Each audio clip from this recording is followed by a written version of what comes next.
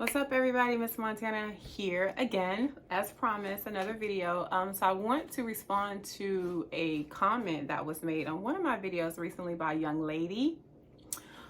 She was like, no shade, but how she worded it was definitely shade.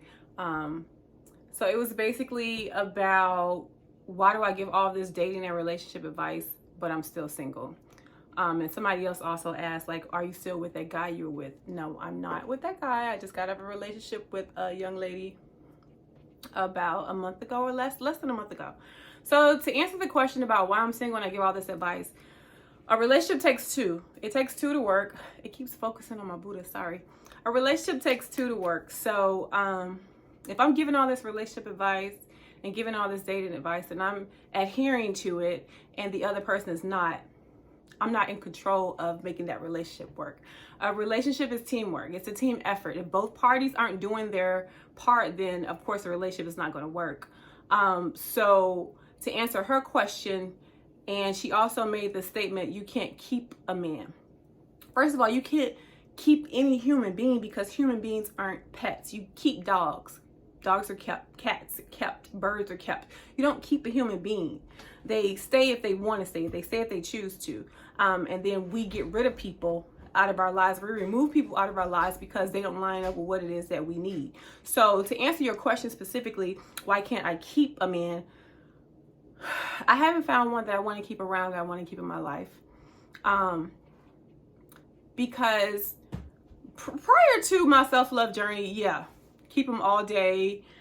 Toxic relationship. If you knew the ins and outs of our 10-year relationship, you wouldn't want a relationship like that. So the amount of time that you keep somebody doesn't matter. Or somebody, you know, the amount of time that a relationship has been in progression does not matter. What matters is the quality of that relationship while you have it, and whether it's a short amount of time or a long amount of time. I've known many people and somebody in my family who I admire so much for their 20 some odd years of marriage, until I found out there were some illegitimate children and all type of other stuff. And I'm like, that 20 something years don't matter. I don't even admire you anymore because I know the ins and outs of your relationship. Like, I don't even care about these 20 something years. Like, that don't even matter because I would never want to mimic the relationship that you had.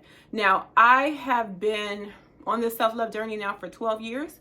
Prior to that, it was toxic. I would get with anybody because my standards were very low and I was dating on my level. So it's easy to just get with anybody because I wasn't expecting them to be this type of person or have these type of character traits or characteristics that are desirable because I didn't have those to offer. So what I desired in a relationship wasn't much because I wasn't offering much. So I was dating on my level. So with a few relationships and marriages under my belt, dating experiences under my belt, you begin to build your standards of what you desire to have in a relationship, your do's and your don'ts. So when you get out on the dating scene, you know what you want. You're not playing with people's time. Like, I know what I want, and I know if you don't have it, I'm out. So you get into a relationship with somebody, and that person starts to be put in predicaments that they weren't in before when you guys were dating. So now they have to show their character, show what they're going to do in this instance. Now they're under these circumstances. And sometimes you may not like what they do.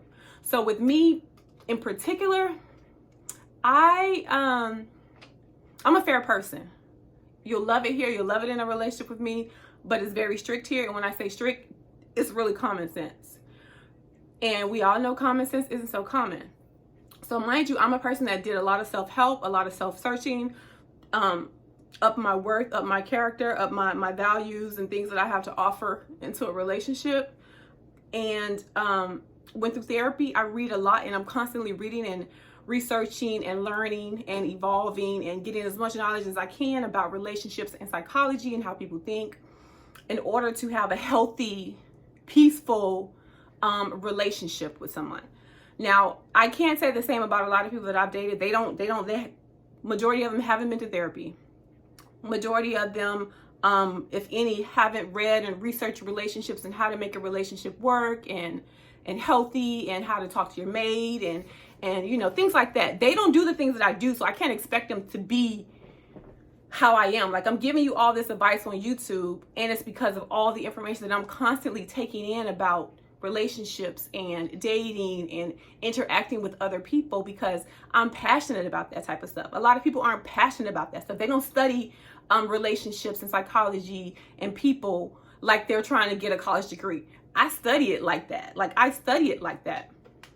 So for me to compare somebody how they are in a relationship compared to how I am, it's not fair, because nobody goes hard like I go hard as far as researching how to be a really good mate.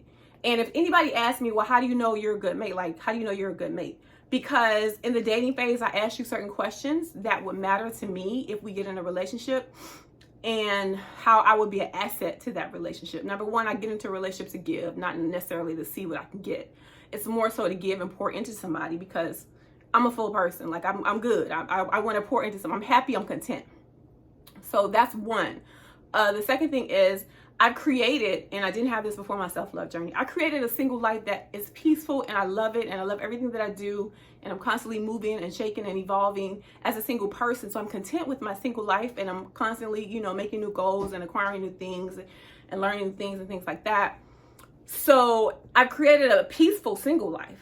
So a lot of people aren't peaceful, and a lot of people aren't content and happy with their single life. So they need someone in a relationship to distract them from their life. So they always constantly have to be in a relationship. Like, I can't be single because I hate my single life. I hate myself. Like, I need a distraction. So I need to be in a relationship to kind of distract me from that. So they're constantly in relationships. Me, I would dump you in a heartbeat because you're disturbing my peace. I would dump you in a heartbeat because you're not in alignment to what we need to be in alignment with in order to make this relationship work. You're not putting in the work. You're not dedicated to it like I am. And common sense, I don't put up with what I don't give you to put up with. So if you're doing something that I'm not even doing to you, why is it fair to me to have to put up with that? I'm not taking you through that. So why do I have to be taken through that? So it's like, I'll give you a fair chance, because anytime we get into a relationship with someone new, we don't know everything about them. So I'm very fair. I will give you all the answers. You never have to guess what I need from you or how I need you to treat me, because I give you the answers so you never fail the test. I notice that a lot of people choose to choose their own answers, and then we end up breaking up. So I'll, for instance, tell you, oh, I don't like when you do that. And I explain to you, it makes me feel like this. I'm not attracted to you when you do that. Our bond isn't getting tighter when you do that. And it's kind of productive of us having a long-lasting, healthy relationship if you continue to do that. But they choose to do that anyway after I've said what I said, as if they were like, what you said, how you feel, I'm going to do it anyway. And then there lies the breakups. I do pick my battles. Some things I don't like about somebody, I know no one's going to be perfect. So I just, I may say something, but I'm not going to make a big fuss about it or keep bringing it up, because I have to pick my battles. No one's going to be perfect. Okay, I could deal with this. I'd rather not, but I could deal with it. Other things that I bring up, it's definitely something breakup worthy. So if I bring it up, I feel passionate enough about it that I would break up with you if it doesn't get fixed, corrected, or whatever, to make it a peaceful environment for me to be in. So in a long story short, to answer her question, why am I still single when I give all this good advice? Because I haven't met me. I haven't met a version of me that cares enough or has enough common sense or reads or researches to make sure that when they get into a relationship, they're doing the right things. And again, when I get into a relationship, I go in trying to find out in the dating phase what it is that you need, what are you doing in your life, where I can fit in as an asset. And if I truly can't support you in the things that you're doing, I won't date you. I won't get in a relationship with you.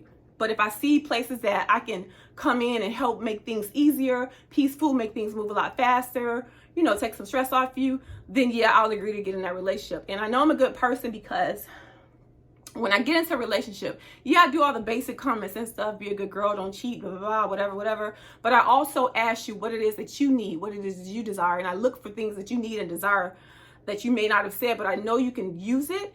And I would conform to that. I would conform to what it is that you need specifically, because what John needed is not what Tommy needs. So I have to adjust myself and what my attributes to this relationship will be for that particular person in order to make sure it works between that person and I. So I hope that answers your questions of why I'm single. Any questions, comments, concerns, or whatever, put it down below in the comment section. If I forget something, I'll put it down in the description bar. And all my social media handles will be down in the description bar as well. Yeah, that's it. All right. Love some. Bye.